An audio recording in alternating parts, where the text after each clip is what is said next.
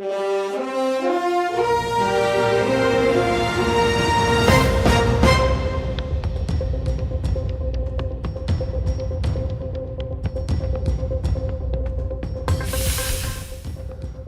لەبێت. دوای کۆبوونەوەی ڕۆژی شەمەی نێوان محەممەد حەلبوسی سەرۆکی ئەنجومەنی نوێنەرانی عێراق و خەمیس خەنجەر سەرۆکی هاوپەیمانی سەروەری سوننەکان و ڕەجەب تەیب ئەردۆغان سەرۆکی تورکیا سەرکردەیەکی سەر بە هاوپەیمانی دەوڵەتی یاسا ڕایگەیاندووە کە ئەنقەرە ئەیەوێت جوڵەوی سوننەکانی عێراق لە دەست مەسعود بارزانی سەرۆکی پارتی دیموکراتی کوردستان دەربێنێت.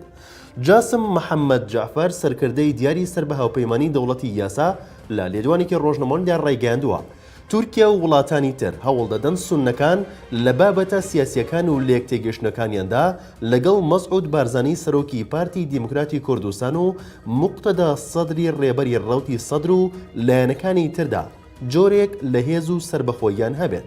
ئاماژەی بۆش کردووە لەم دواییەدا هێز و لایەنە سونیەکان لە چالاکی سیاسیەکاندا ئەوەندەی لەبەردەست مەسعود بارزانی دابوون ئەوەندە خاوەنی سەرکردایەتی و سربەخۆیی بڕیاری سیاسی خۆیان نەبوون. ڕوونیشی کردوتەوە کە ئەم کۆبوونەوەی نێوان لایەنە سونیەکان لەگەڵ سەرۆکی تورکیا سوننەکان لە بڕیارە ناخۆیەکانی دۆخی عێراقدا بەهێز دەکات و جۆرێک لە سربەخۆییان پێدەبەخشێت بێ ئەوەی لەو پرسانەدا بۆ لای مەسعود بارزانی یان کەسانی تر بگەڕێنەوە.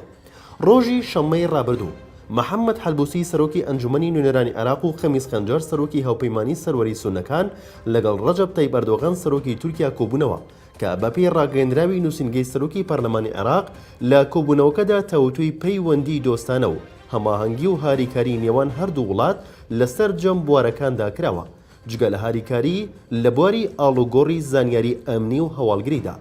محەممەد حەلبوسی سەرۆکی ئەنجومەنی نوێنەرانی عێراق ڕۆژی شەممە لەگەڵ ڕەجەب تەیب ئەردۆغان سەرۆک کۆماری تورکیا کۆبووە.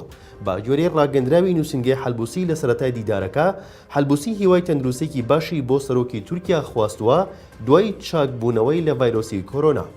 هەر لە میانی دیدارەکەدا کە خەمیس خەنجەر سەرۆکی هاوپەیمانی سەروەری ئامادەی بوو تاوتوی پەیوەندی دۆستانە و هەماهەنگی و هاریکاری نێوان هەردوو وڵات کرا لەسەر جەم بوارەکان لە نێواندا ئابووری و بازرگانی لەگەڵ پشتیوانی لە عێراق لە بواری ڕیشەکێشکردنی تیرۆر و هاریکاری لە بواری ئاڵوگۆڕی زانیاری ئەمنی و هەواڵگریدا.